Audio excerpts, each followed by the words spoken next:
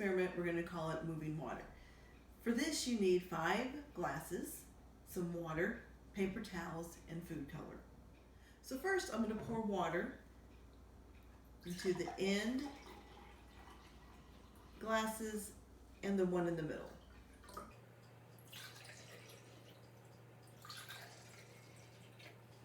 So they're fairly even. Then I'm going to add my yellow food color, 6-7 drops, my blue food color, about the same, and my red food color. Okay, while that's mixing, I'm going to fold my paper towel. Now I've already done 3, but I'll show you how to fold. It's kind of in narrow strips. Go one way and then turn over to the other way. I found this works best.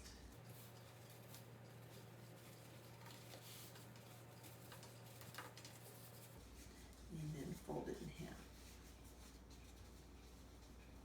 Actually, let me go ahead and stir that. The blue doesn't look quite consistent.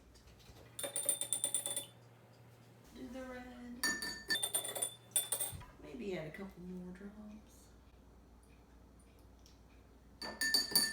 Give it a good color. And the yellow. A couple more. Give it that nice rich color. Now, I'm going to have my glasses touching. And take my paper towels. Kind of making a chain.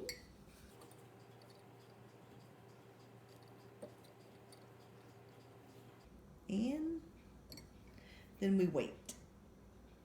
You can see the water moving up the paper towels. Many of you maybe could predict what's going to happen. That's good. It's a good skill to have in science.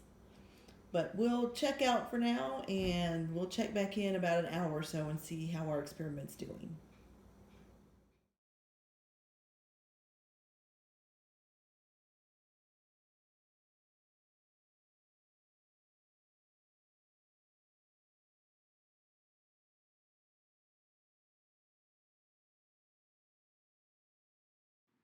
One eternity later.